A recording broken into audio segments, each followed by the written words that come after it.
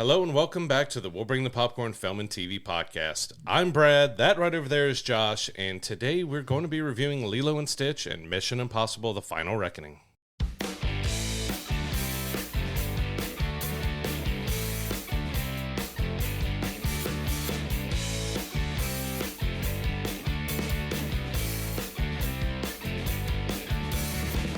Before we jump into our reviews this week, there were a couple of news stories that kind of really stood out that I want to get into. First of all, we got hit with this big bombshell from Marvel. They put it out this week that Avengers Doomsday, the next big Avengers film that, seemingly is going to have almost everybody under the MCU sun in it, is being delayed for 6 months. So this was originally slated to come out in July of 2026. It's now been moved to the end of the year in December in 2026 and kind of really flooding that month at the end of next year with just another big movie in a month that's already got a bunch of, big time films that are going to be coming out around that time that are already slated. We don't know if it's going to affect the release of these other films or not, but that's a big loss for people who were hoping to get that story soon, because now, if you look at the way that the Marvel schedule is lining up, you have Fantastic Four that's getting ready to come out in July, and the next one we get won't be Avengers. It's going to be whenever they decide to put out Spider-Man 4, which could be in July now, but we don't know.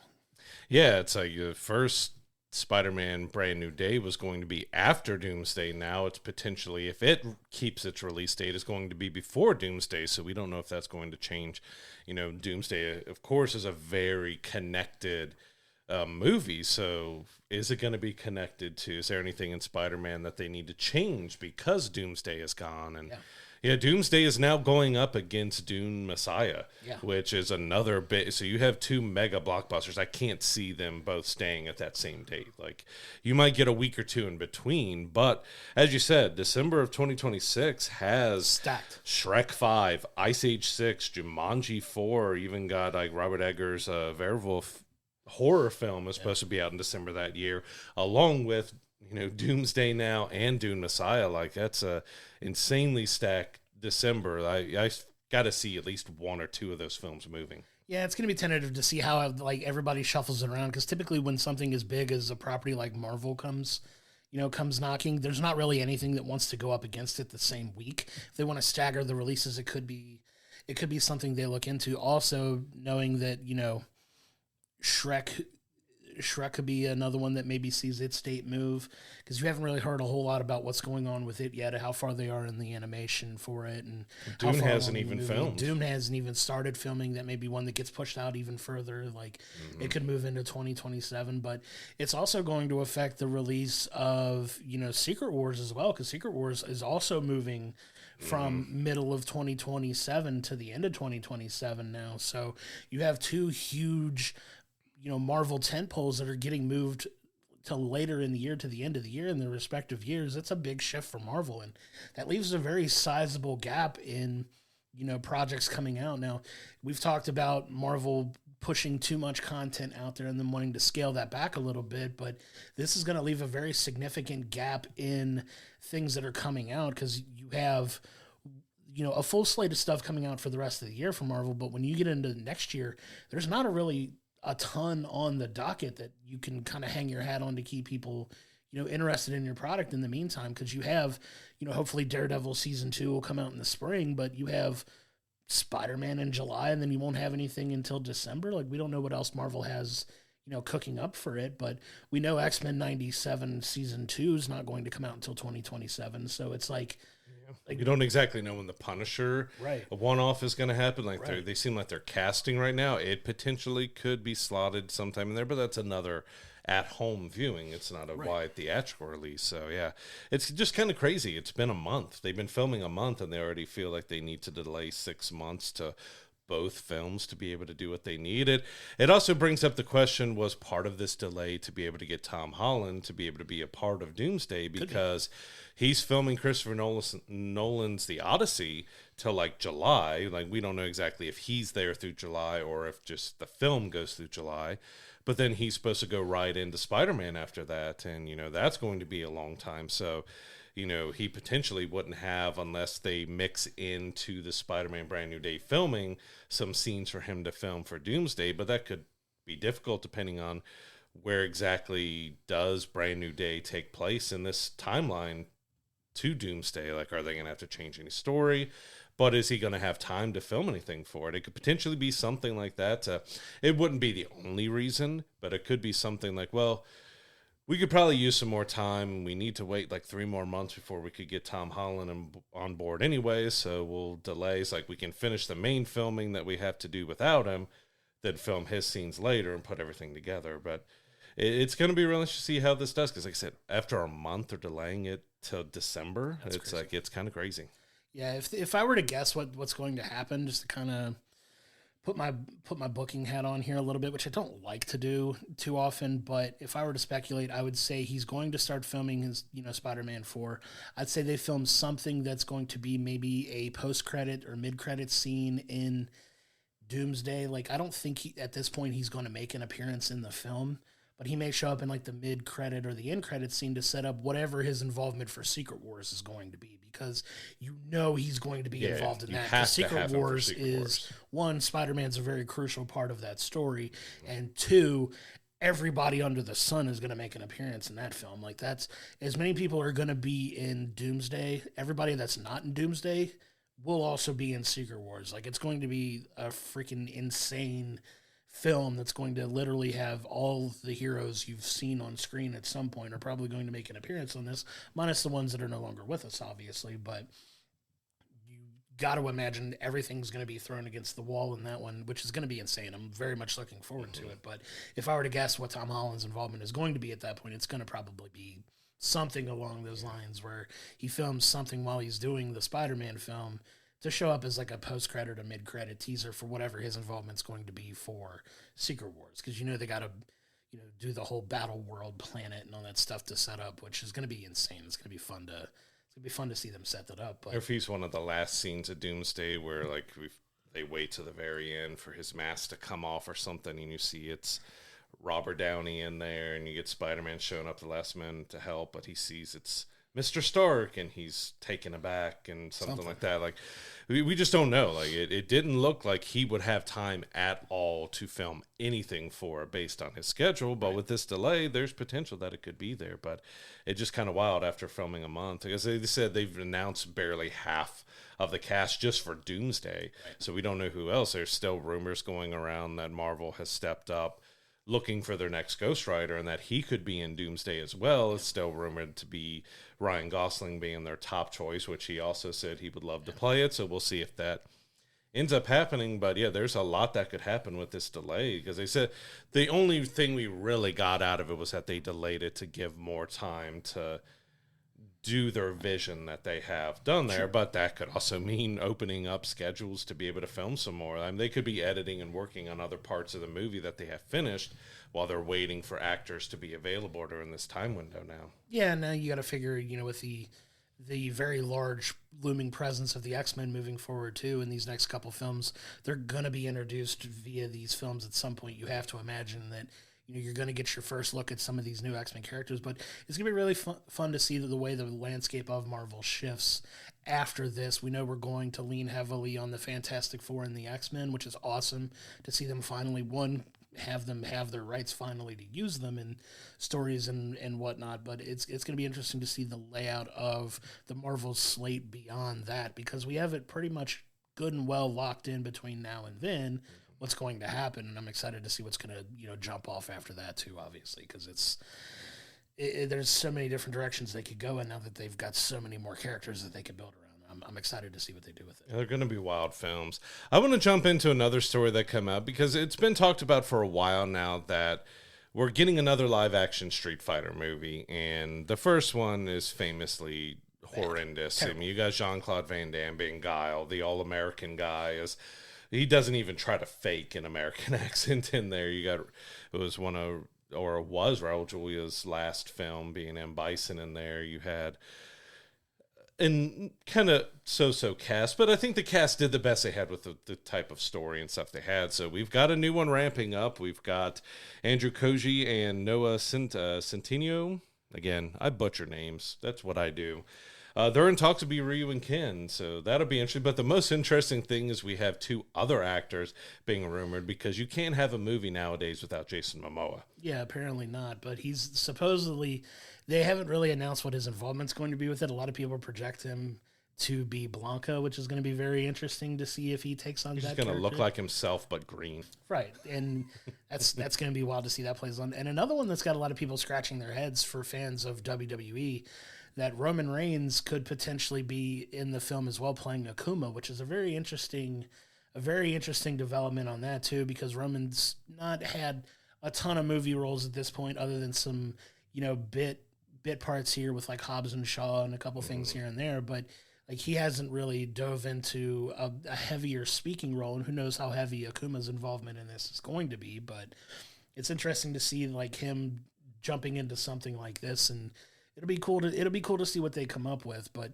yeah, that original was not good. Go back and watch it if you need a good cheesy laugh. I would put it on par with probably the second Mortal Kombat film as far as over-the-top cheesiness and just not being good. Jean-Claude flags so he can show off the American flag. Oh, he had to. Yeah, it was so over-the-top, but Jean-Claude was already a choice for that. But, like, it was just not good. But it will be interesting to see, what they do with this new version of it and see. Because there's ways you could stylize it now to make it look pretty cool, because the way the game is presented now versus the way it was back then, obviously, is a lot different, but it could get a lot more stylized. But some of the other characters would be really interesting to see who they cast for that and what kind of story they're going to tell with it. Because taking just a straight up fighting game and making it, interesting, there's some interesting storylines in the Street Fighter games that maybe they could try to pull from, but we'll see where they go with it. Biggest thing is just getting action sequences right. I mean, it's a fighting game you're turning into a movie, and if you don't have good fighting, like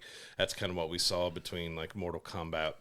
The very first Mortal Kombat was decent, sure. And then you got into the second one where it just had terrible combat, terrible everything. Yeah.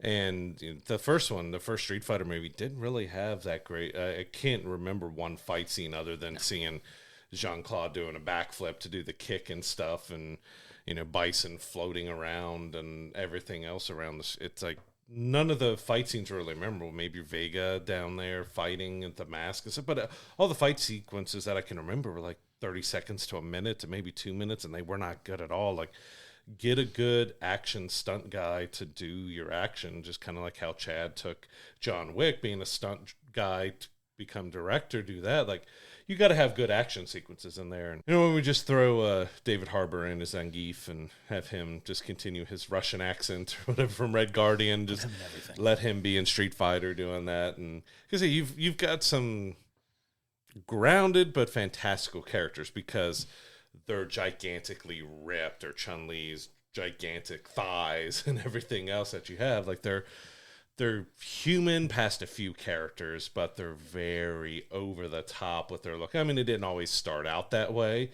past Blanca, who's always been kind of crazy over the top. But especially once I think you got past Street Fighter 4 and on, like, Ryu and Ken went from having Jean-Claude Van Damme to being Alan Ritchson. Like, he just expanded big. Like, that could be another. You get Alan Ritchson being in there, be somebody within there. Like, it's going to be interesting to see what kind of cast that they can get him to be Guile. That would work. Wouldn't be the worst. It wouldn't be the worst pick. But it's going to be really interesting to see if they can actually pull off. Like, they've tried some animated films and they've been okay, but it's been a property that they really haven't been able to bring into film very well so far. I mean, you had Christian Kruk did a Street Fighter film as well. That so far film wise, they're like 0 for 2 for live action Street Fighter movies. Yeah, I mean, we'll see. Talking about it now kind of makes me want to. Sometimes there's just nothing better than just sitting down and watching just a really trash movie for a couple hours. And I revisit it, and like the Super Mario Brothers movie, with John Leguizamo and Bob Hoskins. Like, I revisit that every now and then just because it's as bad as I remember it. It's been forever since I've seen the Street Fighter film. Now that we're on like as of recording this, it's a holiday weekend, so we got an extra day off. At some point, I might try to fit in watching the old Street Fighter movie just to have a point of reference and just laugh at how absurd and cheesy and over the top it was, because it wasn't good when it came out. I can't imagine now that it's aged well at all. So that'll be a good one to kind of kick back and just have a good laugh at just how absurd that film is. And It'll be a fun time. I'm going to get some enjoyment out of that. You may have believe it's the E. Honda actor has passed away from that film as well. So, plus you got a couple people now who has passed from the cast. As Raul passed, I think, did he pass before that film even released? I can't remember if he passed right before or right after, but it was right around that time. But yeah, that's definitely one to go back and just shake my head at. That's going to be a fun one to come revisit. But I want to move us now into our last news story that I wanted to talk about this week, and that is, we are very much in love with the show Ted Lasso. We both agree that we would probably both put it in our top 5 TV series of all time, honestly. Just football is life. How much we love that show and just love going back and revisiting. But we got a little bit of a timeline from Hannah Waddingham, of all people, while she's been doing the press tour for Lilo and Stitch. People have been asking her about Mission Impossible. And she's Mission in Impossible. both. She is in both films. Yes, that is. I'd give her flowers there because she's fantastic. But she's been doing these press tours, and obviously with her being attached to Ted Lasso, people were asking about it. And she mentioned that season 4 is set to start filming in July, so it appears we could be in line for a 2026 release for Ted Lasso season 4. So excited for that, but it's cool to see like a hard timeline on when that's going to be shooting, because we know it's been in the works and been confirmed, but it feels like they got a pretty good handle on the script now. Yeah, she gave some praise to the writers about what they've written. Of course, it's going to be about a female soccer team that we kind of hinted at, or they kind of hinted at the end of season 3 and stuff. So, but she praised what they've written, and we know season 3 took quite a while to write and get out. So they must have found something that they really connected with and got into, because it was February when we first heard rumblings about it, and they're about to film in July. So they got some stuff knocked out for that. But it's another one that I'm hesitant on, but if it's got the core writers and actors behind it, because Jason Sudeikis was one of the main creators and writers on it, along with, our Roy Kent being in there as well in the writer's room. If they've knocked out a story that they want to come back to, I'm giving them the benefit of the doubt that it's going to be worth coming back to visit, because we kind of left in a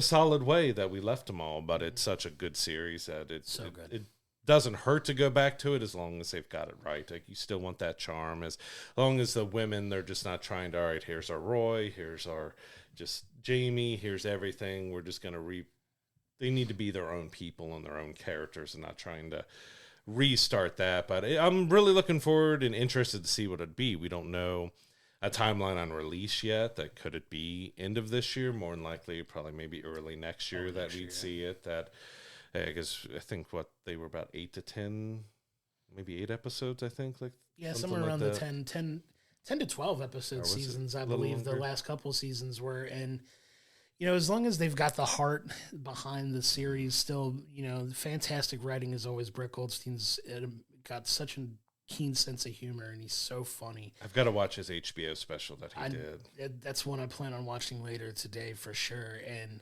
it's just to go back and revisit, because I got to see his comedy tour that he's doing the special of when he came through here. That you I didn't get tickets.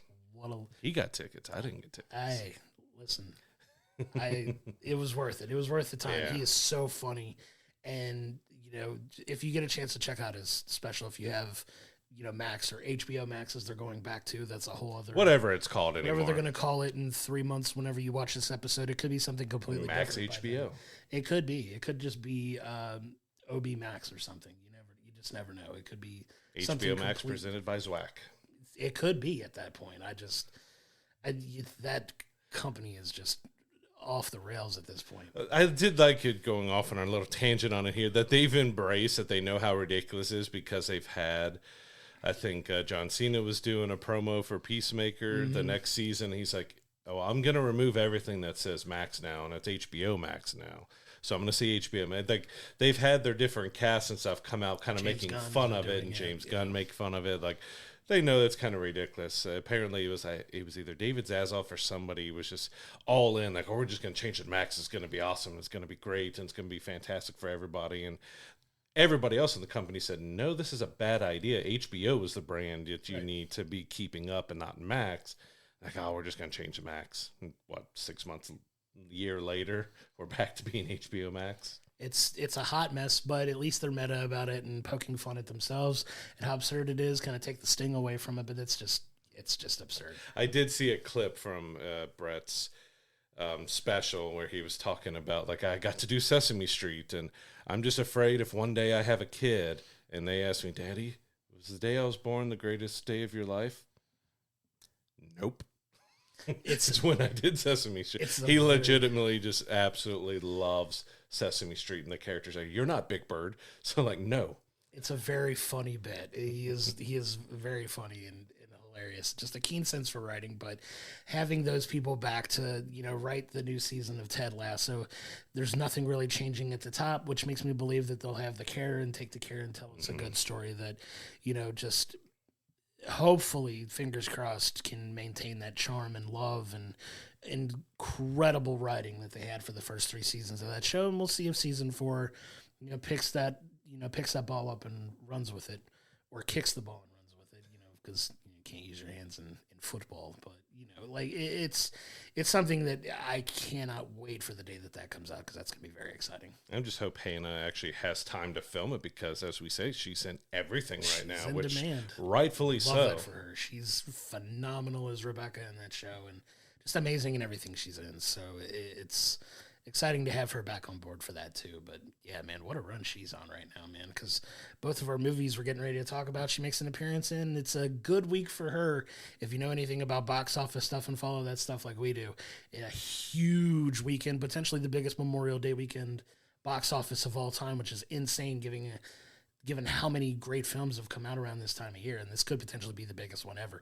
That gives me such joy, as big advocates for the theater as you and I are, that is the case this week. And just, it was so cool to see the theater packed, full of people having a good time. The crowds were great.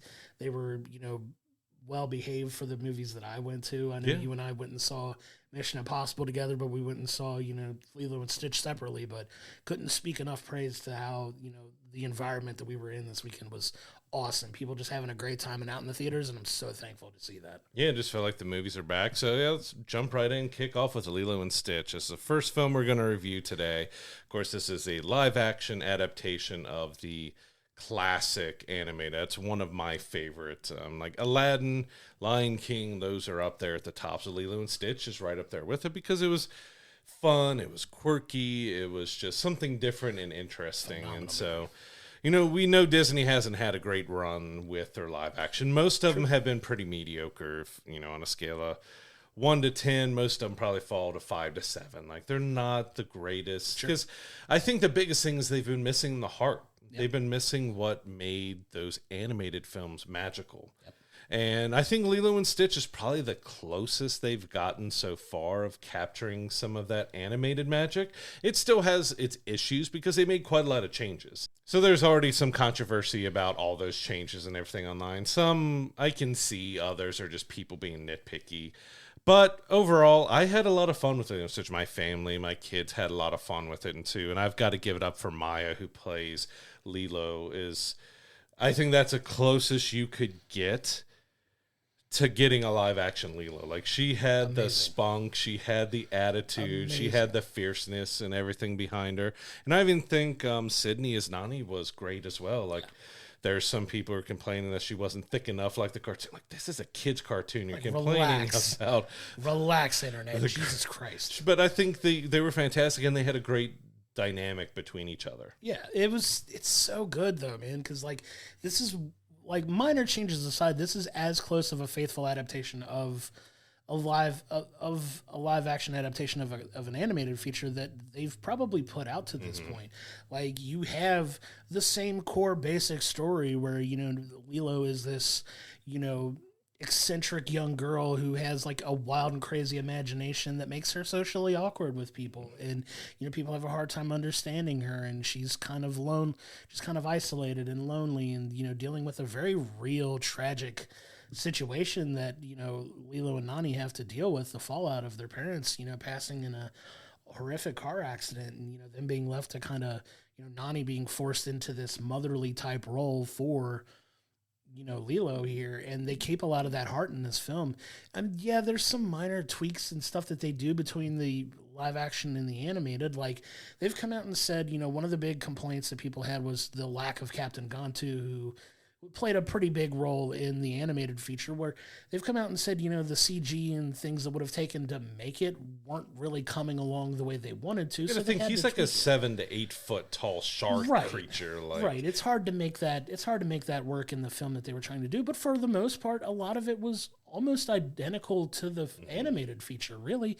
A lot of the same stories, a lot of the same jokes, the music, which is unbelievable music in this, the island themes and those Caribbean type sounds, giving us the Elvis song still. Yeah, you get the inclusion of Elvis in here too. Like a lot of that heart and depth is to it. The relationship between Nani and Lilo in this is phenomenal as well. You just see the banter back and forth, and there's a lot of the famous, like one of the things that I'm so glad they kept was that initial interaction of Lilo leaving the dance place and going back to their home, Nani finding her there, and she's kind of moping around, and they have their back and forth bickering. Like, I liked you more as a sister. I like you more as a sister than a mother. And like, go to your room. I'm already at my room. And they slam the doors and they both yell on the pillows. It makes me laugh every time I see it in the animated feature, but they kept that in there, and I was so happy about that. Even the dark line of her laying on the floor saying, "Just leave me here to die." Yeah, or what. I forget so the dramatic, line exactly, but so dramatic. She delivered that amazing. Just great. She was so good in this film, and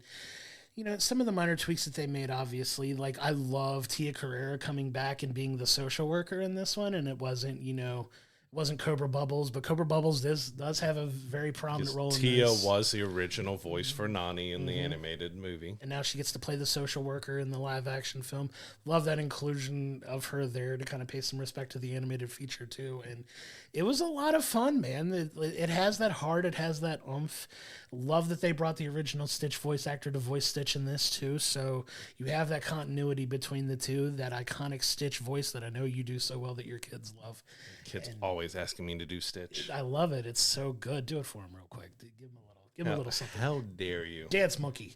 Put me on the spot. Dance monkey. Ohana means family. Family means nobody gets left behind. See, or forgotten. That's what I'm talking about. See, it just doesn't. My youngest wants me to do the cute and fluffy all the time because I'm so cute and fluffy. I'm like, she wants me to do that. I love that. That's so good. You're so good at doing that. But it's. But you have that continuity in this film, and it's fun. It's a really good movie. I love kind of the updated, Hawaiian roller coaster ride song that they did with Iam Tangi from American Idol. They got to do that. He did a phenomenal job with that song. But it's got a lot of that same heart and charm in it, and it's a really well done film that I think puts it at the upper echelon of the live action films that they've done. And it's so good. It's got that heart. It's got that punch of emotion. It's got that humor, that fun, that sense of fun to it as well that, really makes it a really good and almost completely faithful adaptation of the original, minus the minor tweaks that they made to it. But for the most part, you're getting the same story. And if you wanted that, you're getting that here. That's always a hard part, because like if they do the 1-to-1, then everyone's going to like, well, why even do it? Because you're just making exactly the same. Oh, you made changes? Why didn't you just make the movie that it...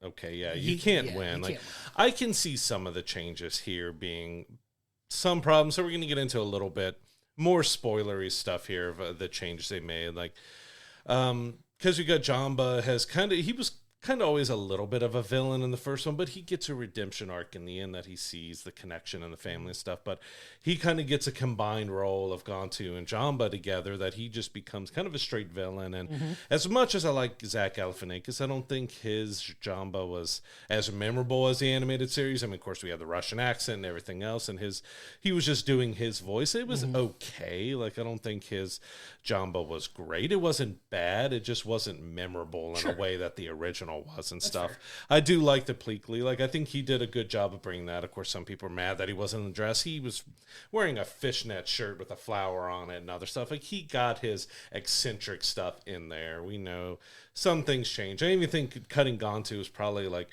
in live action, especially doing a CG version of him, would be kind of scary to kids. Sure. I don't think he would have been really menacing. Of course, all the flight and action fights were Lilo's been put into the glass. Like, all that just kind of doesn't make as much sense in live action, because you're putting a child in that much danger and stuff for the movie. So I think removing Gantu wasn't as big as a problem. I think not having that kind of redemption for Jamba was kind of a little bit of an issue for me. You also kind of lost a little bit of the love story between David and Nani. Like it's lightly touched on that they like each other and they go into the end, but it's that was less prominent in there. I do want to bring up that we did get Jason Scott Lee, who was the original voice of David. He is in the film as well. He plays her manager, her boss at the beach restaurant and stuff. So it was great to see him again in that. So you got the two kind of main voices and stuff from the animated movie in there. And yeah, as you said, we got the original Stitch back, who was the writer and director of the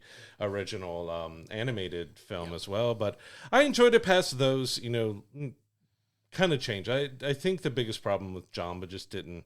You made him more of a straight villain. You didn't get his redemption where he realizes he was kind of wrong of what he created this experiment. All he cares is about going back and making it into the weapon that he thought it was. And by the end of the animated film, he gets that realization like, okay, he's a living creature who's found a family. He's got this, like, because he's helping rebuild the house. He's doing everything. And here, you just get him being a straight villain. Yeah, I get that criticism a little bit, but I still think it's done in a more practical way in the live action, because, like you said, there's just some elements that don't make sense for you to incorporate into a live action versus how they do it, because you can get away with a lot more, obviously, with animation than you can in real practical settings. But yeah, it was so good. Like they do a good job of keeping that heart, man. And I think that's where they were more successful than most when it comes to these live adaptations. They nailed Nani and Lilo. That gave it the heart that it needed. Because you felt the pain, and you kind of felt like, I think Nani had probably the biggest shift as far as like where she was going, because obviously we'll spoil it a little bit here, but in the animated feature, she's just focused on being a good provider for Lilo and, helping them build a good life. Whereas here, she's got a little bit more of an ambition to be a marine biologist and go and study. And, those types of things weren't available to her, with the passing of her parents. And I love the joke of Lilo calling her a Marine, that she wants to go be a Marine. Like, no, go join the Marines. A marine biologist is completely different. Yeah, and then you have the inclusion of, David's mom, like a heavier. She's always fantastic in everything she's in. But I just had to crack up of her being on a quad and gunning it up the hill. So serious. It's so serious when she needs to be. She was fantastic in this too, but kind of making that a little bit of a twist in how they end the film with where, the characters go and everything, and more fantastical uses of portals and other things like that, that they added to, kind of lighten it up a little bit too. But like I said, at the end of the day, you're getting that heart, that family, bond, you're feeling for Stitch, and Stitch is learning that, you're not bad, you just do bad things sometimes, like in him learning and evolving like he did in the animated feature. You have the heart of those stories in here captured in a wonderful and well done way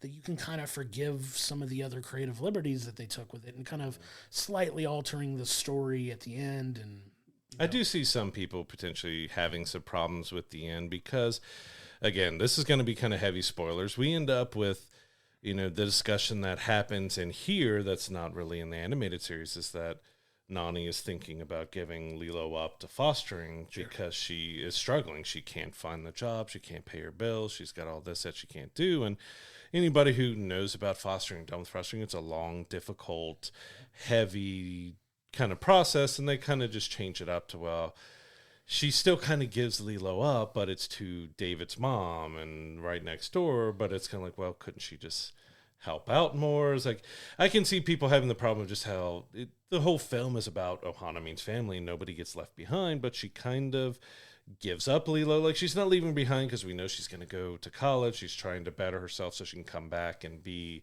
something for Lilo, but you're looking at a 4-year degree or more that she's trying to do. She's got the portals that she can come back and forth and see her, but it's still, in the end, when you get to, if you think of it at the end, like, she gives Lilo up to foster care. Even though she's going right next door, it's still like it's trying to give depth to Nani that she has a life she needs to live too, and I get that and stuff, but I can see plenty of people may have problems with how it ends because, well, Ohana means family. Well, you're giving her up to foster, but it's kind of, it just kind of weird in a way. Like, I didn't hate it, but I can see a lot of people having problems with it. Yeah, I mean, she was kind of in an impossible situation. Like, their house gets destroyed, and yeah, you don't have the rebuilding of that necessarily by the end of this movie that you do in the other one, but you know, you gotta. It made sense to tell that in a modern way. There, like, you know, it's a very real situation that some people find themselves in, and I thought it was represented fairly well. But I get it. Like, I can see the argument making that she technically gives her up, but she really doesn't. Yeah. You know what I mean? It's not like she's going somewhere far away or somewhere that, you know, she doesn't know where she's going. She's going with a trusted family relative to kind of help her out while Nani can get her life in order to come back. And, you know, eventually you got to hope and pray that, you know, she's successful in her studies and she can come back and be the provider for Lilo until, you know, Lilo's old enough to go on her own, you know, go on her path. Like, that's a very real and practical thing that I could see happening, and you can kind of infer that from the end. But, like, it's like you're not really going that far. You're going right across the street to these people who are like family anyway to kind of help watch out for you, and I'm literally one portal away from showing up, like, whenever I need to. So I get it, but at the same time, it doesn't really hold a lot of weight. Yeah, it's just a subject matter of fostering and everything else, and what the meaning of the movie is. Like I said, I didn't necessarily have the problem with it, but I can see it being a problem for a lot of people watching this. Of just like, well, yeah, it's all about never leaving anybody behind, but technically she kind of leaves. But it's a twist in here because it's like in the original animated series, Nani kind of leaves herself behind. Yeah. Because it's all about Lilo and it's all about that. And now she's getting a chance to try to live her life because she's supposed to be 17 to 19, somewhere in that range. Still a teenager, very young and stuff. So she's got a life to live.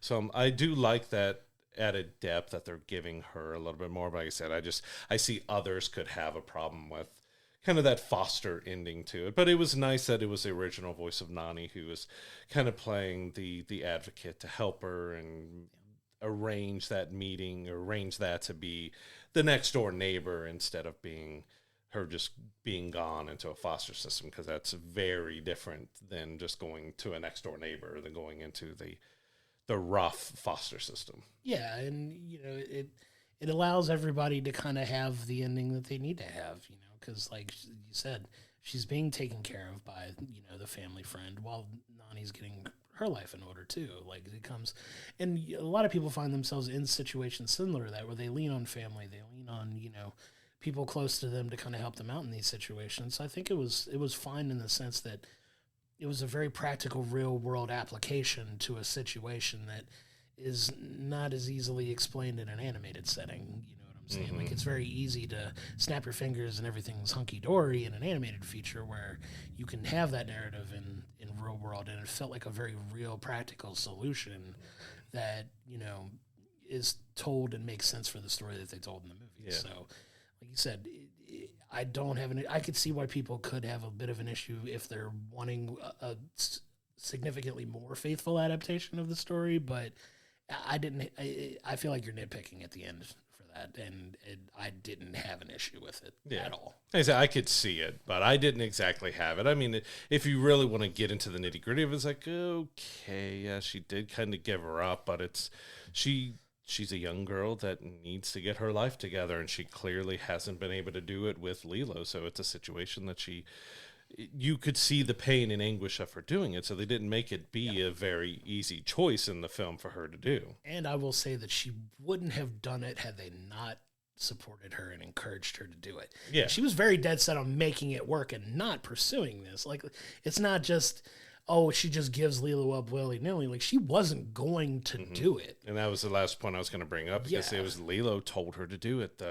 Would be basically grandma She's to like a her, would grandmother figure, told her, do it. You need to live your life and stuff. And by the amount of money it's making and what it's looking at, they're already talking about a sequel. So, you know, if you're fans of Lilo Stitch, you know they did, I think, 2 film sequels, and then they had the animated series and stuff. So they have a lot to go off of, or they could go off on their own and figure out, because you do kind of have a different and new ending to, you know, are we going to jump ahead that Nani is done with, school, and she comes back and they're trying to build a life back together, and she's trying to get Lilo back or something. Do we get Leroy introduced and get the other and Angel and get all those introduced into this world and everything? There's a lot they could do with the sequel depending on where they want to go. It is, Nani going to still be in school, but she has to come back and help because new alien creatures have shown up or something like that. Could they put Gantu in the sequel or something if they feel like he could come back and be some sort of like rogue agent who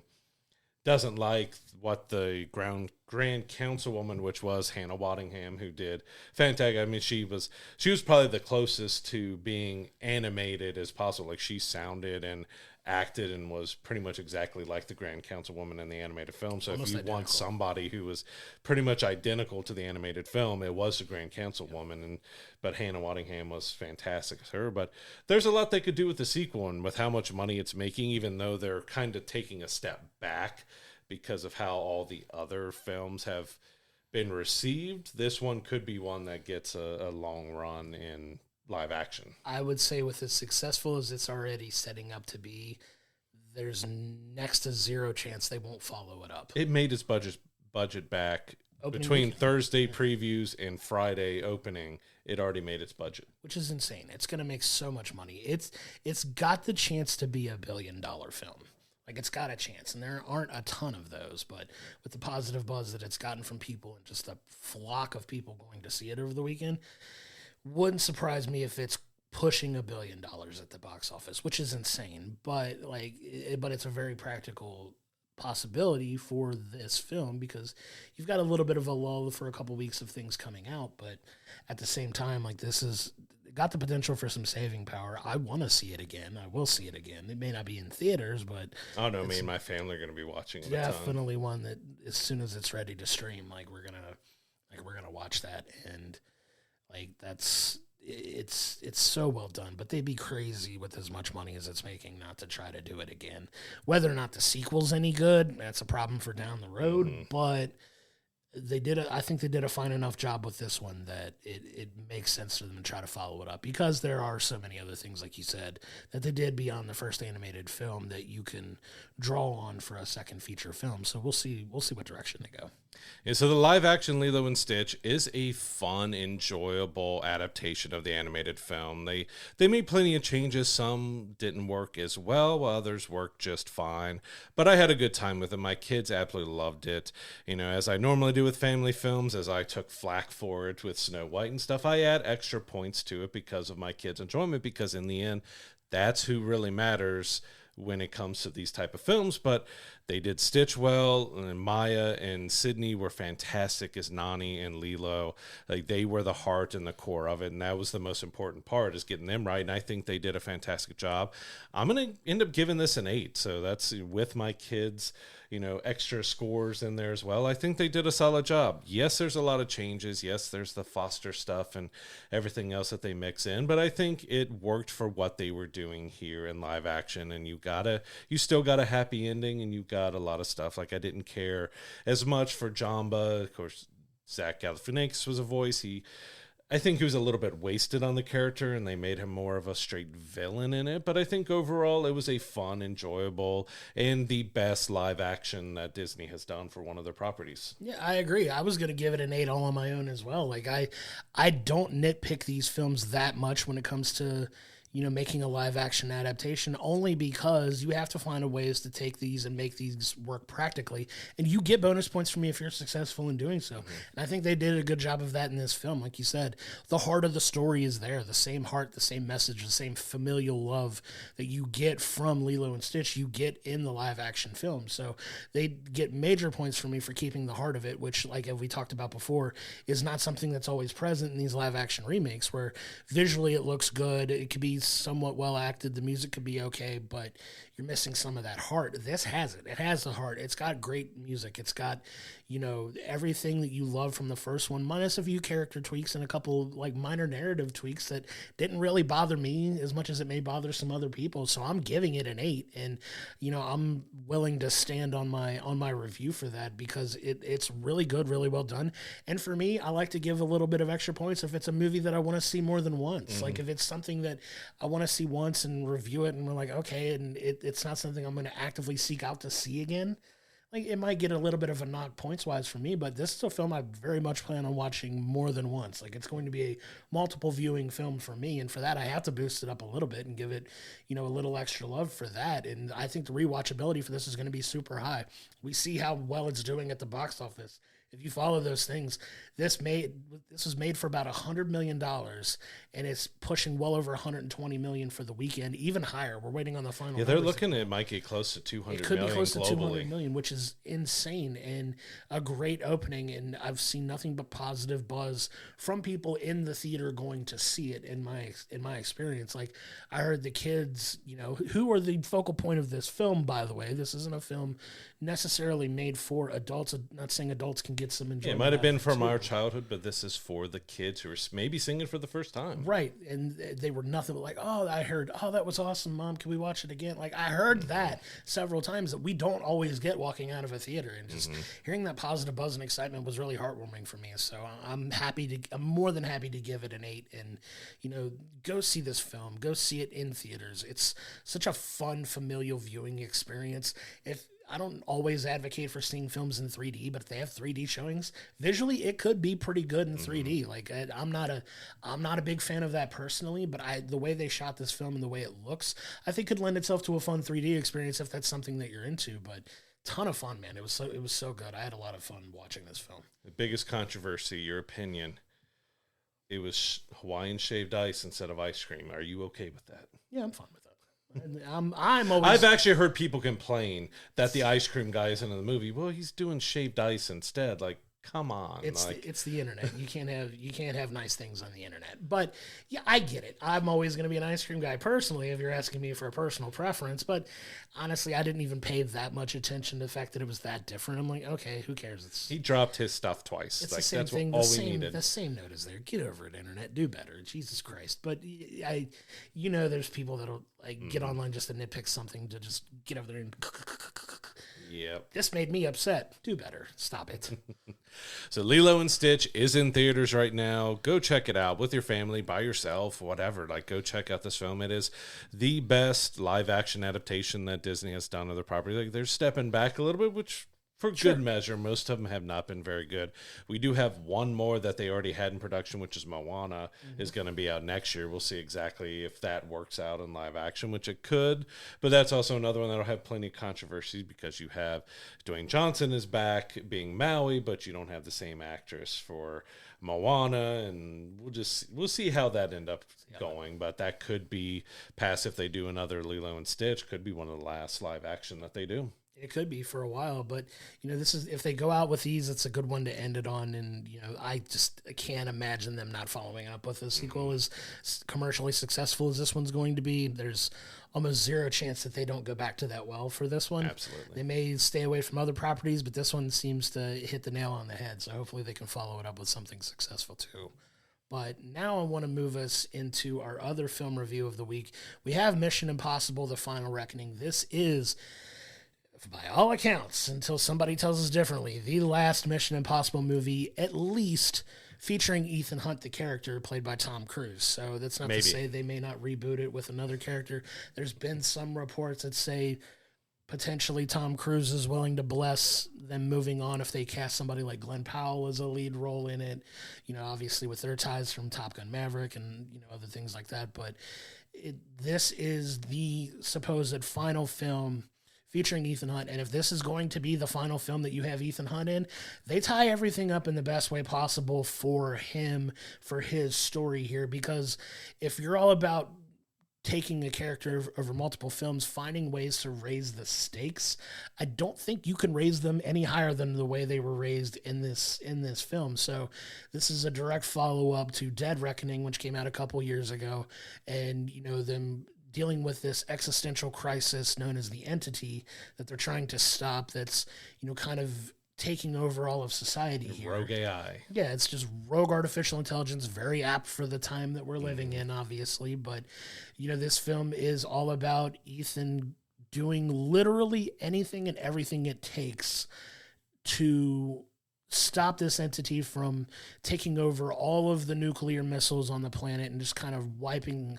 humanity off the face of the earth to kind of rebuild society in a way that they do. It's very Ultron-esque, I would say, as a way of describing this in Marvel terms for all you comic book nerds like myself out there. But it's very much got that type of stakes to it where all of existence is on the line. And one of the things that's heavy in Mission Impossible for a character like Ethan Hunt is he's willing to do whatever it takes as long as it doesn't sacrifice anybody that's, close in his close circle of He'll people. sacrifice himself, but not his friends and those close to him. Correct. And this is kind of his reckoning, for lack of a better term, of willing to be able to kind of let go of that a little bit in order to get done what needs to get done. And that's kind of the crux and the message behind the entire film all the way through. So you get that theme very much prominent throughout the film here.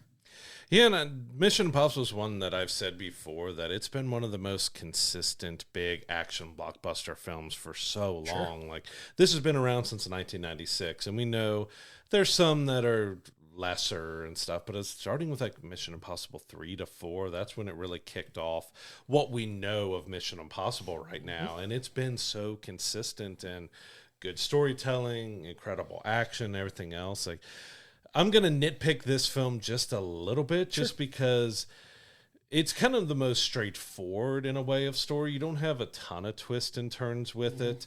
Not a lot of mystery.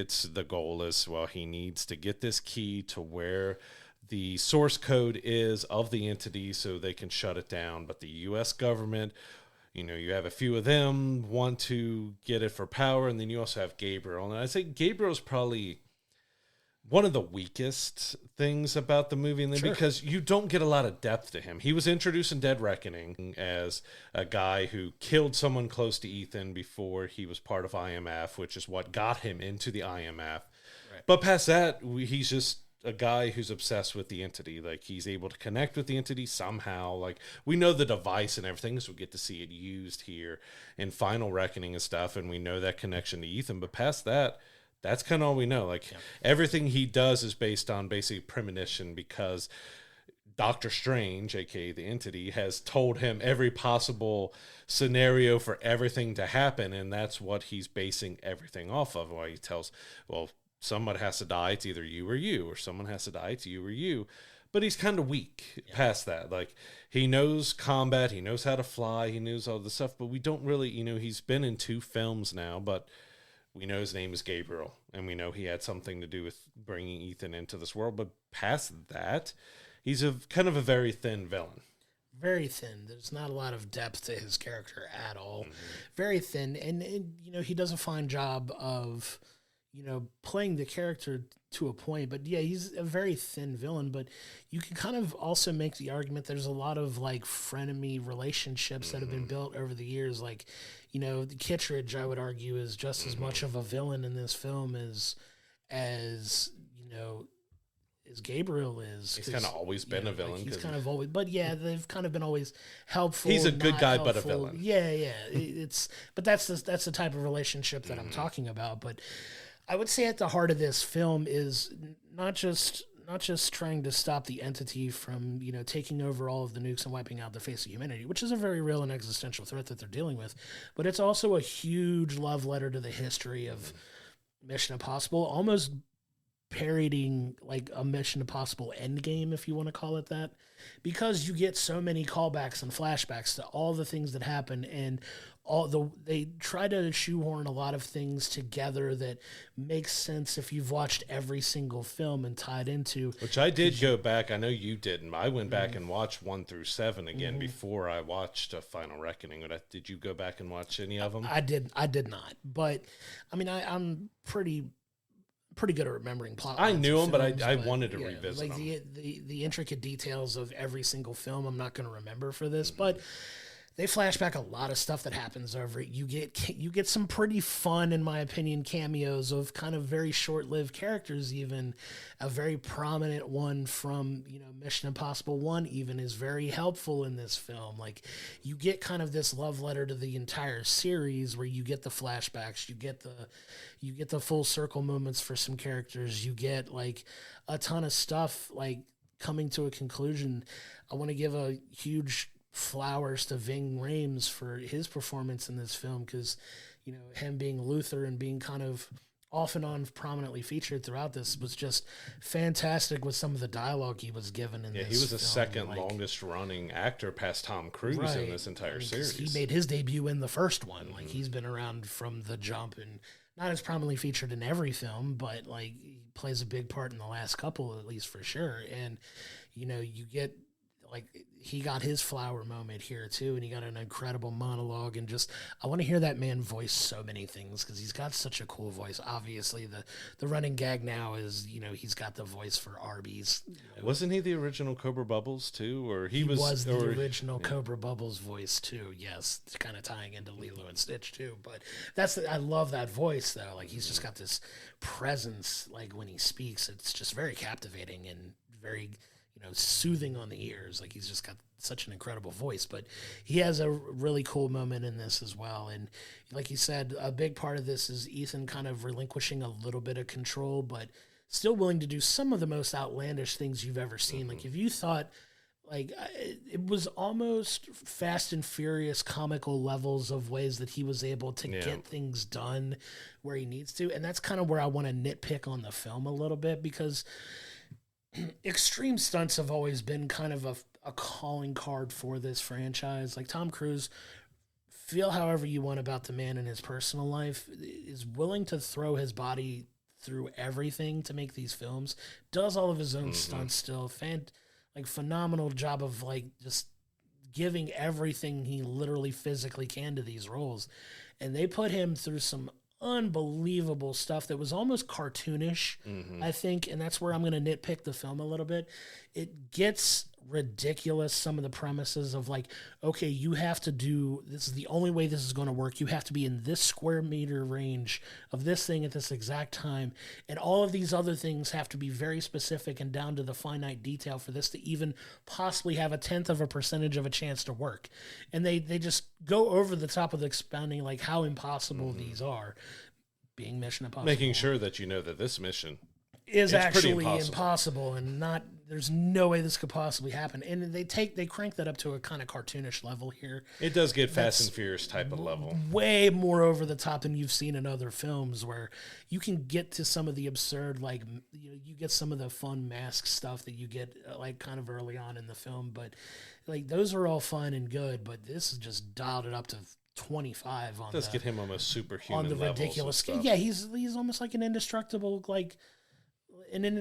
entity into himself here, which, okay, hero trope I get, but like just some of the absurd stuff, they're like, there's no possible way, like, who comes up with this stuff to make it like this like this down to the finite detail, which kudos to you for being creative enough to come up with it. But it got cartoonish and a little bit like it kind of fried my brain a little bit, just kind of like, okay, like this doesn't make any sense to you have to do this and this in order for this to work.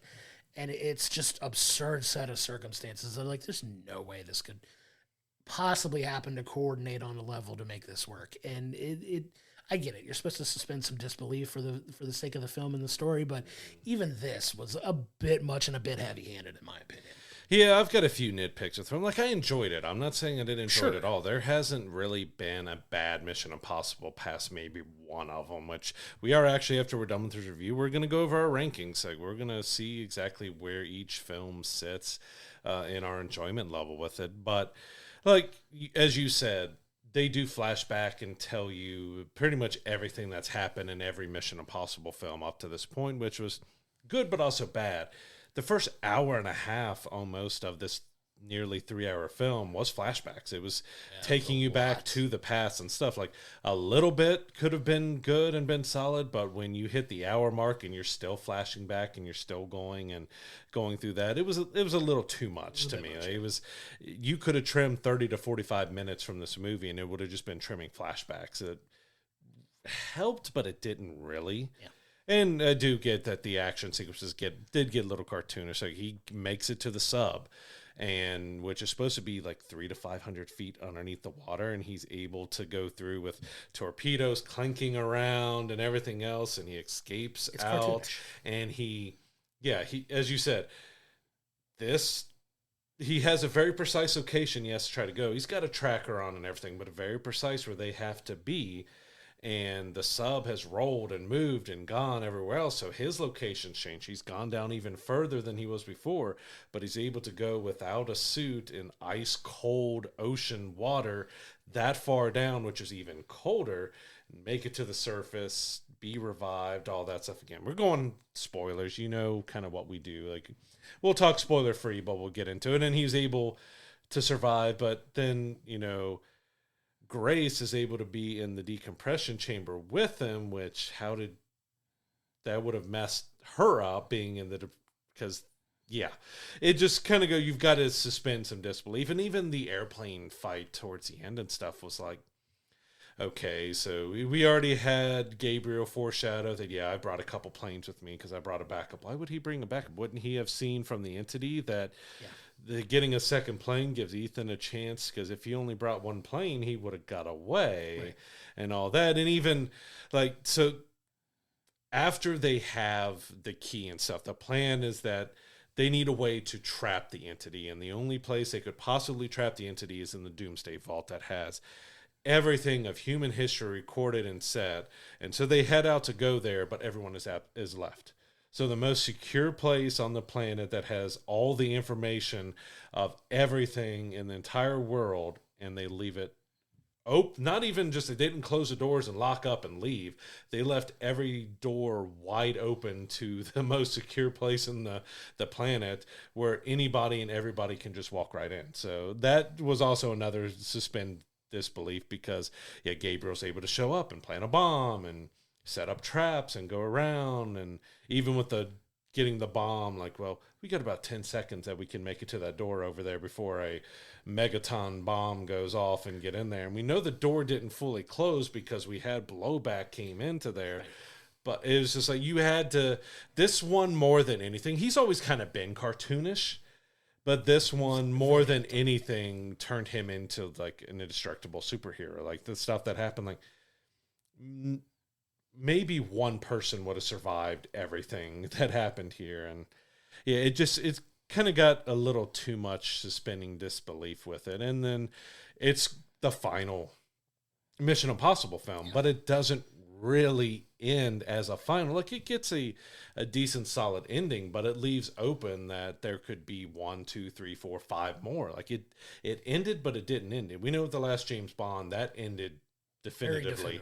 Yeah. We know that was the end, and that kind of feels like what the Mission Impossible series might end up being. Like, once Tom Cruise is fully done being Ethan, they'll probably recast and reboot, and it'll turn into a James Bond type of character. We'll just get reboots after so long and stuff, because I mean, he says he's going to act and do everything till he's 100 or when he can't do it anymore. So it being a final film, being 3 hours, you've got to look at Dead Reckoning and Final Reckoning almost as one movie, because it does continue the same story. Like, all the stories are connected throughout here, other than like the first and second one are a little more disconnected from the rest, but they all have a connection. But these two, originally it was a part 1 and a part 2.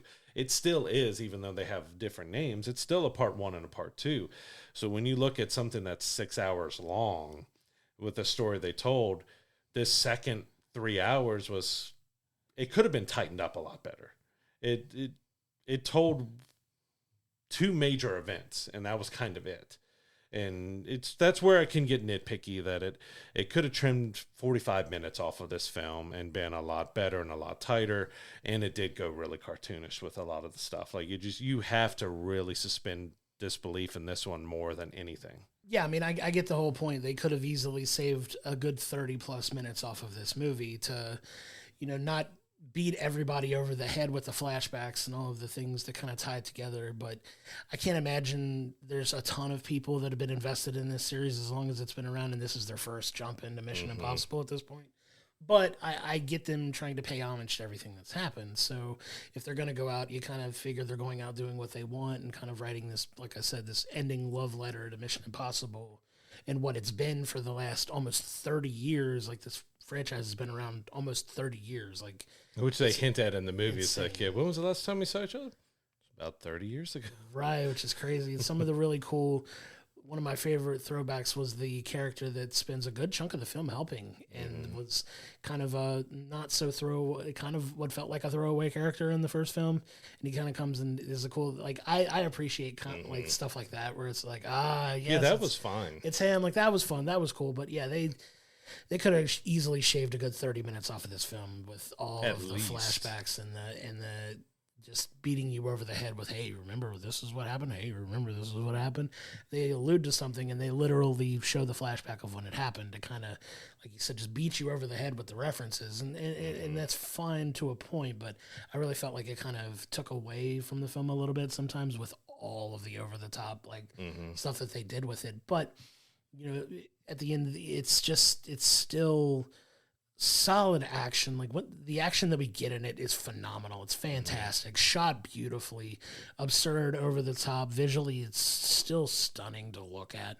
Like, they do good job. They do a good job of portraying that in these films, and it's really cool.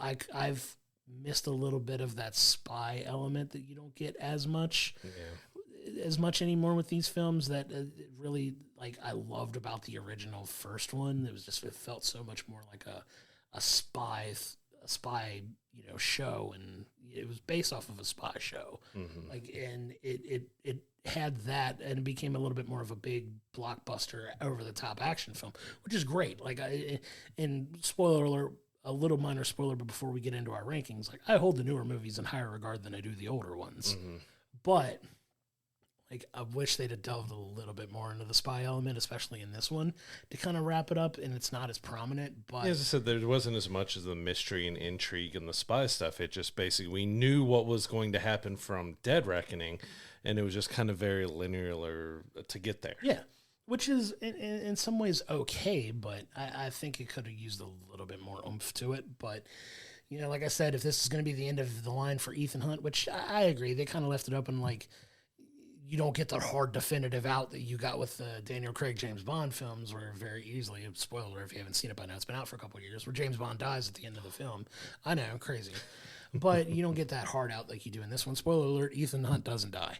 But you get this kind of satisfactory ending of them all going, like, they kind of end the movie the way they start the movie, too, where they kind of have this meeting place where they kind of, like, can acknowledge that each other are there and just give a little wink and a nod without saying anything to each other, knowing they're going to be okay. And you get that at the end of the film as well, where they kind of all go off and do their own thing, which leads those characters that if they do move forward, maybe they get incorporated into other stories. If they, you know, move on past Ethan Hunt, maybe, and these guys have bit pieces and bit roles to play in other feature adaptations, which is fine if that's the route you want to go. But it was a very fitting end to Ethan Hunt's story, where the stakes are at an all-time high here, and you're dealing with that very existential end of humanity crisis.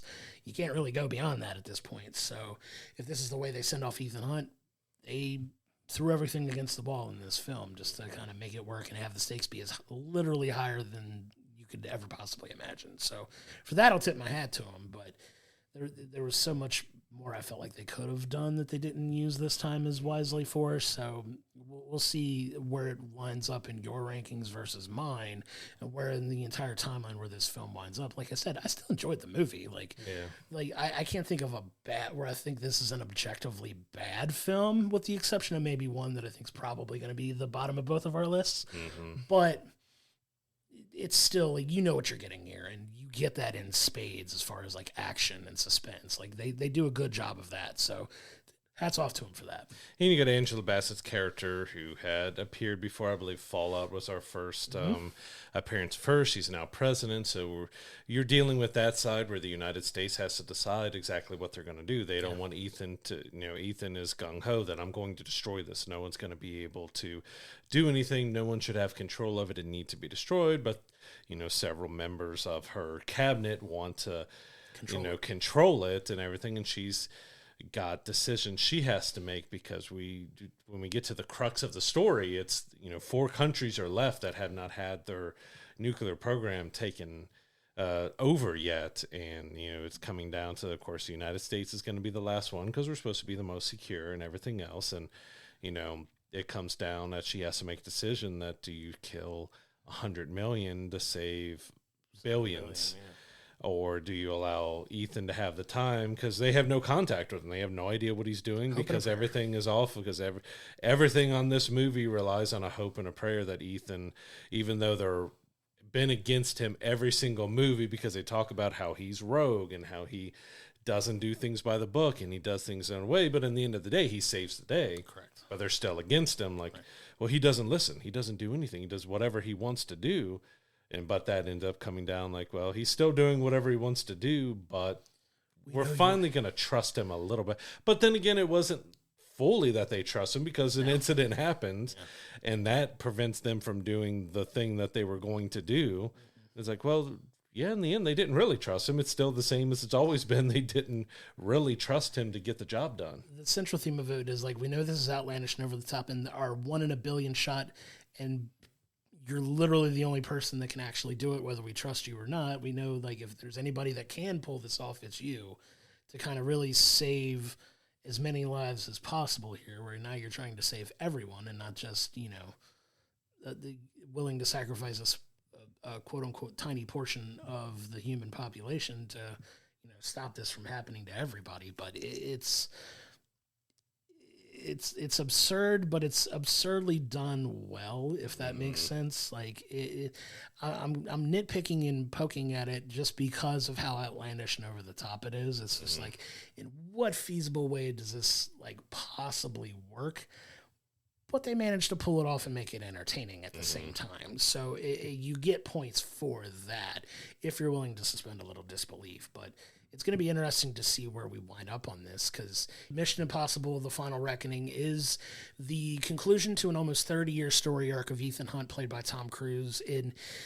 Make no bones about it, it is a long film. It's almost 3 hours long, but you get this long love letter to the Mission Impossible franchise up until this point. It's the 8th film in the series, and you lay it all on the line here. There's a ton of callbacks, a ton of things that kind of reward you if you've gone on this journey where, they do beat you over the head with it at times, but they pay it the proper respects too. So the plot of this film is a little linear and feels like a proper continuation of why this wasn't kept Dead Reckoning Part 2 and just made The Final Reckoning. I get it, but it still very much feels like a continuation of Dead Reckoning to the proper conclusion that we got here. And, the action is done well. The over-the-topness of it is going to drag it down for the score for me a little bit, but I'm still willing to give this film a 7 out of 10. I think I land on that fair. It's not without its issues. It's not without its pacing problems, but at the end of the day, you're still getting a high-quality action film from a franchise that has been very consistent for the most part, for the better part of 30 years, and I think they land the plane on the Ethan Hunt story in a way that works for the narrative that they've told over the last 30 years. So for that, I'll give it a 7 out of 10. It's not going to wind up being my favorite Mission Impossible of the franchise, but it's still a pretty solid film all around it, a really high-quality action film. Even the worst Mission Impossible is better than most of the action films and stuff we get, because there is most of the time a care and attention that is put into these films, and it does feel like this one didn't get as much of that care and attention. Like, I'm actually going to be slightly higher than you. I'm going to give it a 7.5, but I think that 7.5 is the fair range, because it could have trimmed 30 to 45 minutes with doing all the flashbacks and stuff. The villain was very thin. We thought maybe after Dead Reckoning we'd get a little bit more depth to him, but we really didn't. The action sequences were fun, but you had to suspend disbelief because especially the submarine, which looked fantastic, it was a lot of fun, but it made him into a superhero basically after that. Like, it got really ridiculous, but it was an ending that wasn't an ending, but it is an ending, but it's not an ending, but it is an ending. So it's like, It left it open for more, while if this is the last one, okay, it's got a solid ending, but it didn't end as you would expect the final of a series to be. So, like, I doubt this is the last time we do see the Ethan Hunt, whether if he's the main character still or not, or exactly what we're going to do. But it was fun. I enjoyed it. It wasn't a bad movie, but it had its problems. Sure. Yeah. It suffered a lot from pacing, like you said. If you cut a lot of like you said, if you cut the good 30 to 40 minutes of the flashbacks and the beating you over the head with it, it probably would have been a better movie had you cut a lot of that out and just gotten to the point of it. So what leads me to believe that it's going to be the final film here, and by all accounts it is, until somebody says otherwise, or like if it makes a lot of money like it looks like it's doing now. You know how it is with Hollywood, you never know. But I think if they go back to the well, you can't have Ethan Hunt be the focal point of the film at this point, because he's kind of exhausted all the things. Like, if you need to use him as a reference to kind of help whoever takes up that mantle next, and maybe finally give him a happy ending instead and what he's had. And they just left it open for whatever they want to do, which, right, wrong, or indifferent isn't the worst way to end things for somebody, but it feels like a proper way to send him out now, as opposed to whatever we wind up getting on the future. So Mission Impossible: The Final Reckoning is in theaters now. This is a big-time blockbuster film to go see in the theaters.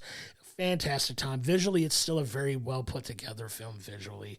A lot of the action sequences are shot and they look super cool, and bright set pieces and dark set pieces when they need to be. And it's a really solid action film that's worthy of your time in the theater. If you haven't gone to check it out, check it out. It's the first big action blockbuster film we've seen in a while that we were there maybe 15 minutes before the preview started, and they were still configuring. We got to see them trying to make sure the alignment and the focus and everything of the film was there. And that's the first time I'm seeing, like, they were taking that much care, and it felt like the sound was cranked up, and it felt like they took a little more time to make sure that the picture was done right for it and stuff. So it was a lot of fun, but I am curious to dive into now to see if this is the final Mission Impossible movie, where all these films rank. So we both did our own list here. So, I mean, the best way to do it is to start at the bottom of what our least favorite of the Mission Impossible films. And I think majority of people who like the Mission Impossible films probably have it the same as I do, which is Mission Impossible 2, the John Woo Mission Impossible film. The very first Mission Impossible movie was more like the TV show. It was that spy thriller. It had a different feel to it. When it got to John Woo's, it was way over the top. You had, of course, the motorcycle fight battle at the end, and Ethan kicking the gun up out of the sand, and a lot of really it set the path forward for a lot of the stuff we did get that got a little more grounded and done better. But it was kind of campy. It was really over the top with what they did. And there's just way too much mask ripping of, I'm wearing a mask and you're wearing a mask and I'm wearing a mask and you're wearing a mask. Well, my mask is a mask. And it just went crazy with the masking in it. Yeah, you could tell this movie really struggled from an identity crisis, really, because you could see them wanting to kind of ratchet it up and turn it into what it ultimately became, which is a high-end, high-quality blockbuster action type film that's not as much grounded in its spy roots that the original Mission Impossible film was. And you really see that identity struggle in this film. It's one of the films that I saw a couple times just to kind of get my brain around it a little bit more, because as much of a mind trip as the first one was, you can really see the disjointedness in the second one versus what we know came beyond it. And for that reason, I have to agree. I have to put it at the bottom of the list. Yeah, so what do you have in your 7th spot then? Because I think this might be where a lot of people start differing of where they're putting the rest of the films. Yeah, because I think once you get past that, these are all high-quality films. They're all good action films. I personally put Mission Impossible 3, because I think it was really starting to kind of get off and, find itself a little bit in this one, but I still think it was lacking overall quality that you really see jump off from, say, the 4th one and beyond, that really, really takes off. And it was still getting off the ground a little bit here. It's still a solid film and better than the second one. But for me, it's not quite as impactful as the first one. And it's not quite where the other films got as far as, pacing and tone and action quality and everything, that it was still kind of finding its voice a little bit. It got there, but for that reason, I have to put it at 7.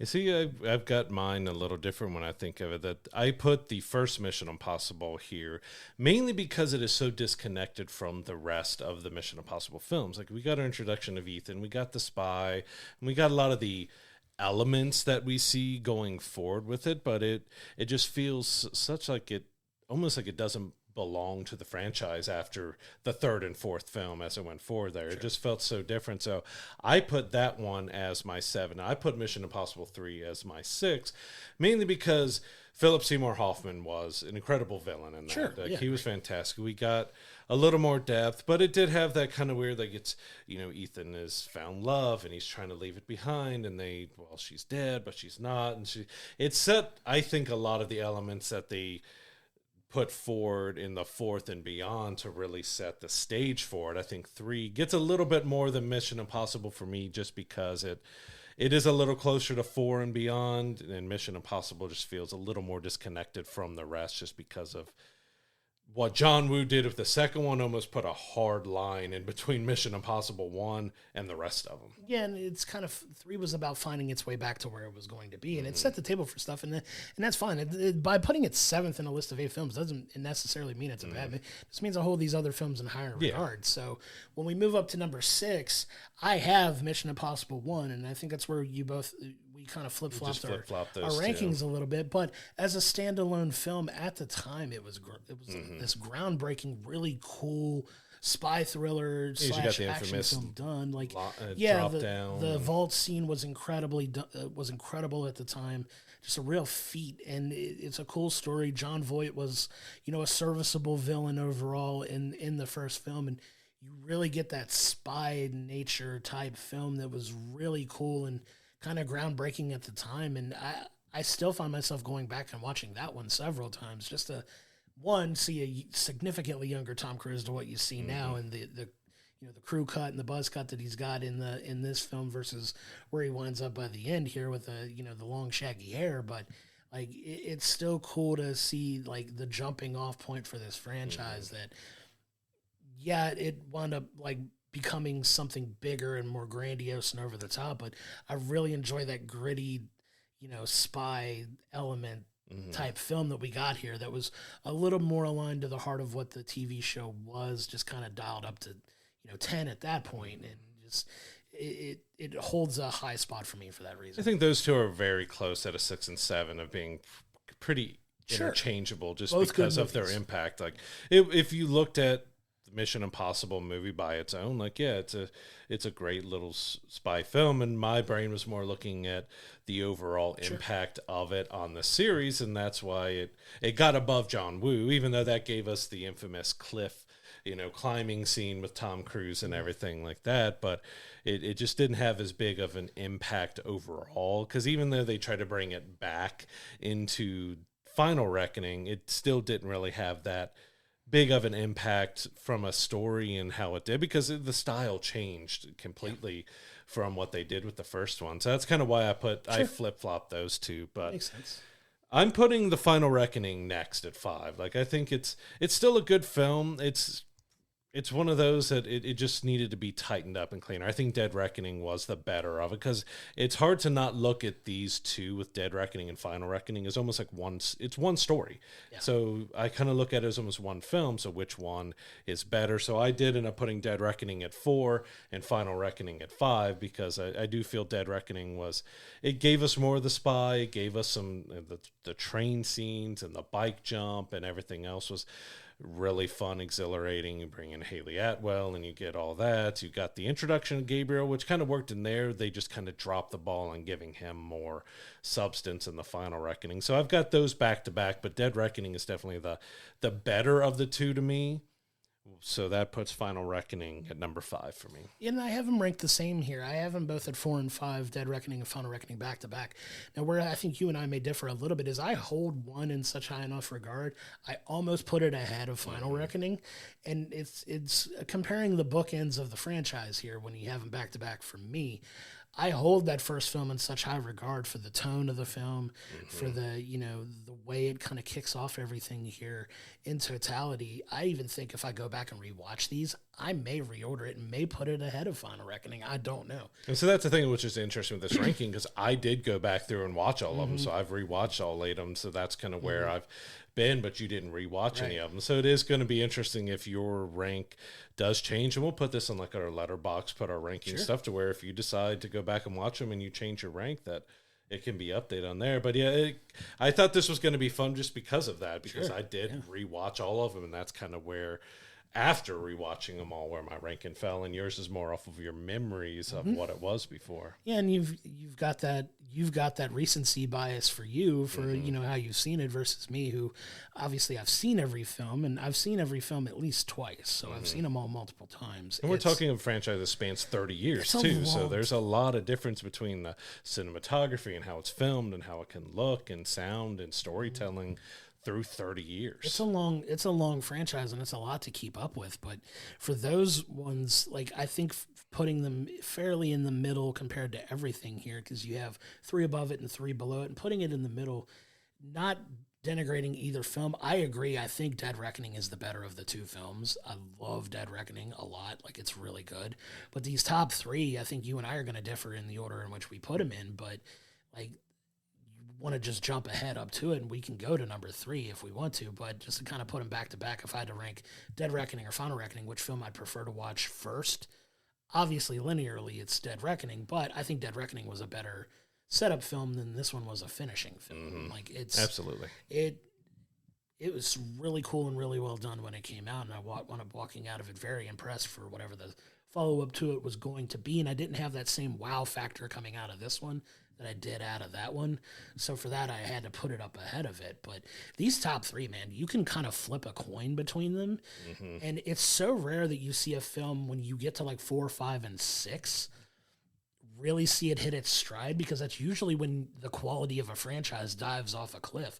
But I think this is where Mission Impossible is kind of the anomaly here, and it really jumped off at 4, 5, and 6 to some really incredible movies. For my third one, I put Fallout. I know Fallout is going to wind up being a lot of people's favorites, but I put it at third only because I hold, Rogue Nation and Ghost Protocol slightly above it. But these are so interchangeable for me that I think if I go back, I may feel a little differently. But Fallout of the remaining 3 was the one that was still such a great film, but it goes to show how high of regard I have for the other 2. Not taking it away. Fallout was a fantastic film. Yeah.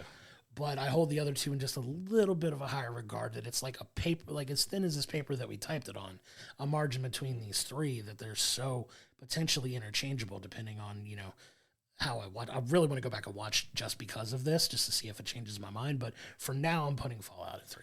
And after having my rewatch, Fallout is actually my number 1. That's my top favorite out of all of them. You got Henry Cavill in there, who's playing fantastic fight scene. The reloading his arms and the bathroom fights, the jumping through a storm in there, and all the action sequences. That one did have a little bit more over the top action stuff with it, but I like the, Henry Cavill being a villain, and you've got, that he's pretending to be a good guy, but he's with him through the whole film until he finally turns into being the bad guy. And you get, you're bringing his wife back, and you're getting the kind of end of her story where she's at, that she's remarried, and you've got all that, and you've got, they're trying to disarm the nuclear bombs and everything else that happens on. You've got, I really enjoyed it, but I do say those 3 between Rogue Nation, Ghost Protocol, and Fallout can be really easily interchanged depending on when you last watched them or when you really remember, because they are clearly the top 3 of this franchise. Yeah. So I actually have Ghost Protocol as my number 3, which would put Rogue Nation at 2 and Fallout at 1. But I said that's the core Mission Impossible. Sure. That's where they really got the dramatics and the story and the spy and the espionage and the action and the acting and just the plethora of stars that they've had come through those movies, with Vanessa Kirby, and you had Haley Atwell in the last 2, and you had Simon Pegg introduced in the 3rd, and Ving has been there since the beginning. You've had John Voight, and you've had Angela Bassett, and you've had just so an incredible many roster of people. And Philip Seymour Hoffman in the 3rd one, and incredible amount of actors and good actors and actresses that have been through this. And I didn't even mention it in our review of Final Reckoning.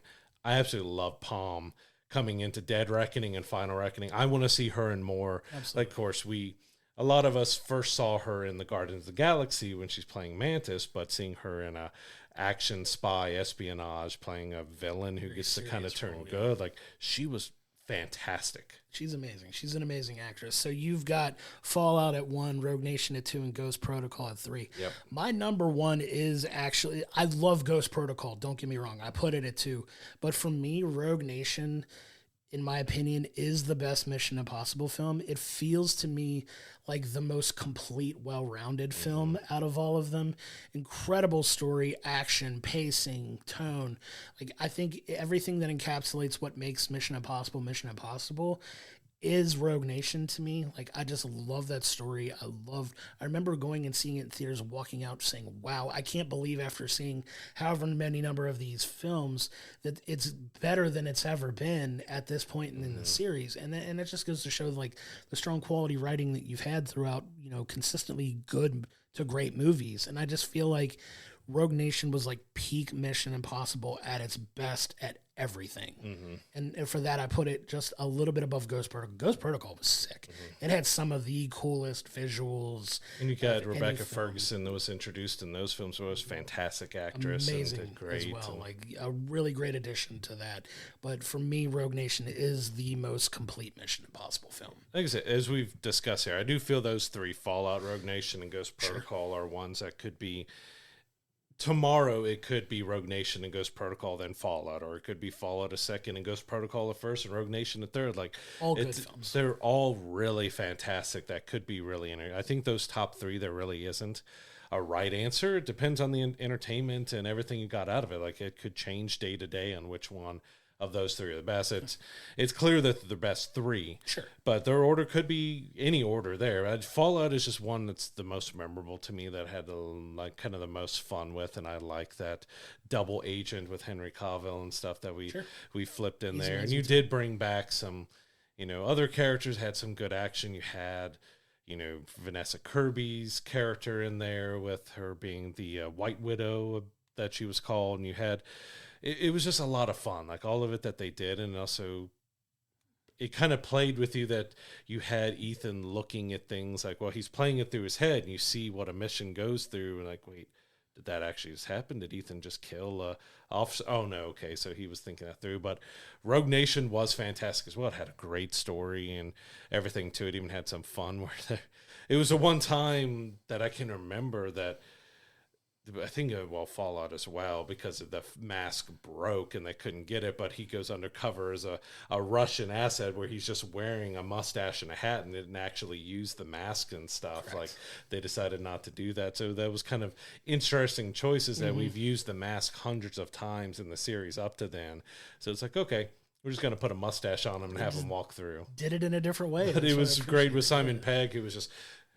that was his first real undercover thing that he did out on the field. And he's just whispering and talking to him, and you can see Ethan just like, you just shut up and do the mission. That's what I'm saying. But that's why it was so entertaining and fun. But yeah, I could interchange these three probably daily on which one's my favorite. Yeah, and you can't go wrong with any of the three. Like I said, in my opinion, as it stands today, without having the recency bias of rewatching them, I just remember Rogue Nation having the biggest impact of any of them on me, just because I felt like it's the most complete story that they've told from start to finish.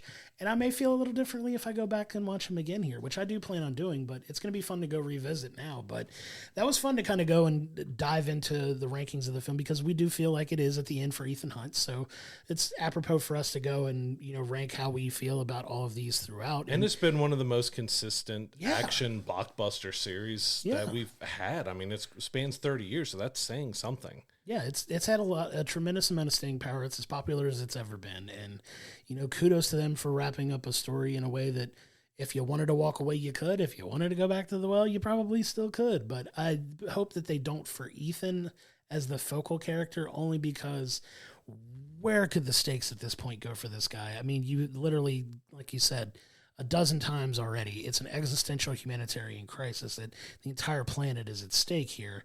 And where do you go from there? How do you... Ethan the villain. Sure. But then that would ruin his legacy. It would ruin his legacy, yeah, which I don't think they'll ever do. But, okay, if you want to do another Mission Impossible type thing where you get a new IMF agent, sure, go for it. So Ethan discovers a ring that opens up a portal, and him and Haley Grace go through the portal, and he becomes Tony Stark, and she becomes Captain, and they join the MCU. That's we brought it all together. Now you're just Mission Impossible is part of the MCU. You're welcome. To the MCU, Ethan Hunt as Tony Stark.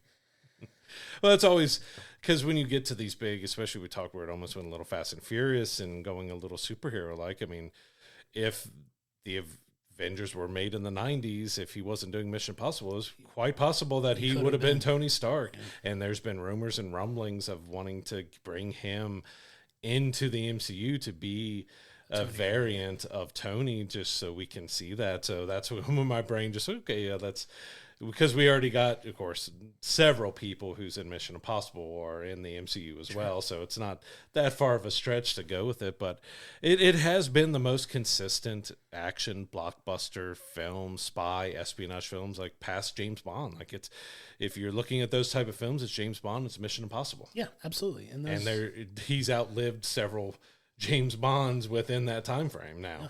Like what has been 2 or 3 James Bonds in that, because there's Pierce and Daniel Craig in the same time frame that he's been Ethan Hunt. Yeah, he's outlasted 2 Bonds. That's an impressive feat. So I mean, it was cool to go back and talk about this.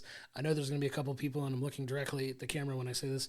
Do not come for me just because I didn't put Henry Cavill's film number 1 in my rankings. You know who you are.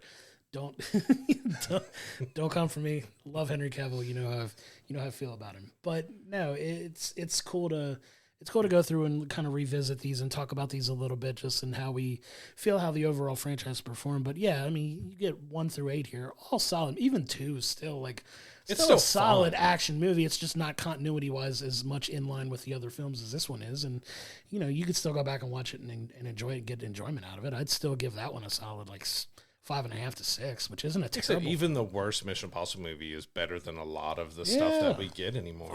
Of course. And just goes to show the high quality of films that they've continued to make over the last 30 years. So that was a lot of fun to talk about.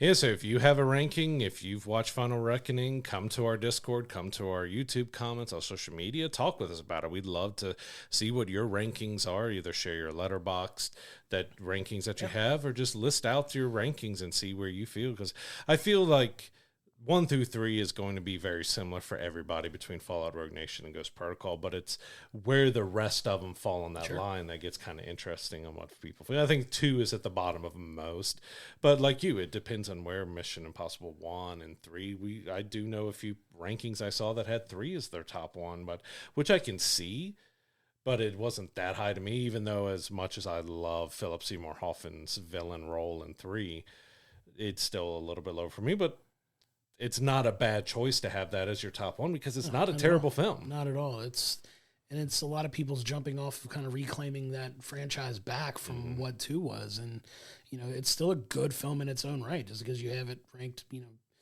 my case, we had it 7th out of 8 and yours is 6th out of 8. Still a really good movie. It's still a solid movie. I would absolutely watch it 10 more times just to, just go back and visit it. But yeah, I want to go back and rewatch them again and see if my opinions on them changed. I recommend it, because I had a lot of fun revisiting all of them and seeing them again, and just seeing, especially Mission Impossible 1, because I hadn't watched it in such a long time, that go back and rewatch that one, of the feeling and how I felt about it originally. Would probably had it at the bottom just because I watched it so young. I mean, I was 13 when the first Mission Impossible came out, or 12. I was 6. I'm going to stick to that now. And now we're lying to the audience. Great. Good to know. Anything's on. Yeah, rip that mask off, buddy. But no, I will say the first Mission Impossible film, I've watched significantly more than any of the others in the franchise. I watched that movie a lot when it came out. Like, I was enamored with it. Like, that's how much I enjoyed it. But that goes to speak to the overall quality that I have it as 6th, and that's the one I've seen the most, which is crazy to think, but it's just where it wound up ranking in the quality of these films. I'm definitely going to watch. I don't know how long it's going to take me to watch it, but I'm going to rewatch all of them. We'll see if my opinions on them change. Yeah, and even though I watched Dead Reckoning before, like the day before I went to see Final Reckoning, I want to watch those back to back, because they do feel like a singular story. Even though it's going to be 6 hours of movie watching, it's almost like that's extended. It's like Lord of the Rings going back to it. Like that feels like an extended edition having those two together because it is one story. It was part 1 and part 2. So it feels like that story, it could change my ranking a little bit of just my feeling on Final Reckoning. Maybe it's score less than ranking.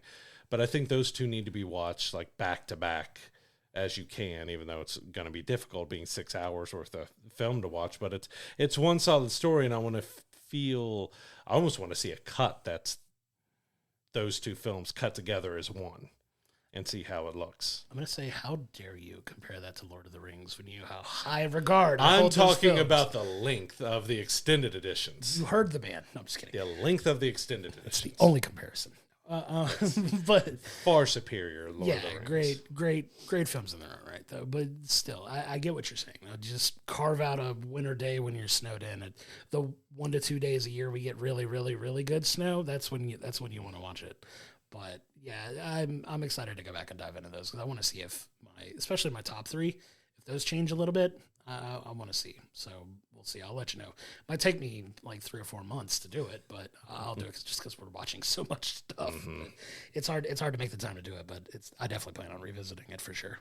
So heading on into what's coming up this week, we do have one that we're kind of looking forward to. You can go back in our archives to see what we thought about Cobra Kai and how that ended, but this is kind of a continuation, but not a continuation. I'm really curious to see how Karate Kid Legends, if it even mentions Cobra Kai at all, or if it just goes and does its own thing here, because we're kind of bridging the gap between Ralph Macchio's Karate Kid with Jackie Chan's Karate Kid that he did, and we're bringing them together with something new. I'm like, I don't really know. I don't think I have high hopes for it, but I'm at least hoping that we get something entertaining, because I loved Cobra Kai, and I'm hoping they do, but it's not the same team that did Legends, that did Cobra Kai, so I'm just fully not certain how I'm going to feel about this new Karate Kid Legends film that's coming out. I'm not sure how I'm going to feel about this film either. Like, it's you can't ignore the fact that Cobra Kai exists when it comes to this film. Like, there's so much history tied up there that it's canon now, and like it picks up, but it's going to be interesting. I'm wondering if the way they get around referencing it is maybe if it takes place in between when Cobra Kai happens and this tournament happens. But from what I've seen from the trailer, like it almost feels like the things that he learned about Miyagi were mentioned in the film. So I think you're getting a time jump ahead a little bit. Maybe not sure how far beyond the end of Cobra Kai this is taking place and where it falls in all of the timeline. But it's going to be interesting to see how they. You got to throw a wink and a nod to the audience here. That Cobra Kai is a thing and it exists. Like he's been up to some things, and it could be just even subtle, like a couple one-liners here talking about, well, I got to get back because I got this whole. I left Johnny alone with the kids. Yeah, something like that to let you know that like, hey, this happens, this exists, and it's done while we're going on and doing our own thing. Because obviously, Jackie's got to do probably the bulk of the heavy lifting here. I don't know how much Ralph Macchio is actually involved in this film, how much Danny LaRusso is a part of it to a point, what point he comes in, but it's going to be fun. I'm going into it with an open mind to kind of take it as it comes, not expect the world. I'm not expecting Cobra Kai level quality for the film, but I could be pleasantly surprised, and I'm hoping that you fall on that side of it as opposed to the other side. So we'll see what it looks like when it comes out and how the story shakes out. It'll be going up against a horror film that's been getting some decent buzz just for how dark and graphic and gory and stuff it is, and that's Bring Her Back. So that's going to be an interesting one to check out too, to see just exactly like you get, especially with horror films, that can hype up the gore and the just violence and horror and stuff they do, and a lot of them don't actually end up being that way. It's just the hype to build up this is the greatest horror movie ever since this, and like it's okay. But I've barely seen any. I think I've seen one trailer on this, so I haven't seen much on it to really have much of an opinion going into it. Talk about the hype for it. I'm looking at you, Monkey. Like, go back in our archives and see how we felt about that one that was getting overly hyped. But yeah, this one, like I said, with the same hype, I'm looking forward to checking it out and seeing if it lives up to that or if it's another case of it's calling it the most must-see horror film of the year, which I know you're getting ready to talk about what the actual must-see horror film of the year is. It's getting ready to drop on streaming. Yeah, so first up we have Shadow Force, a Kerry Washington spy action thriller. Again, that got like at the 15-day window.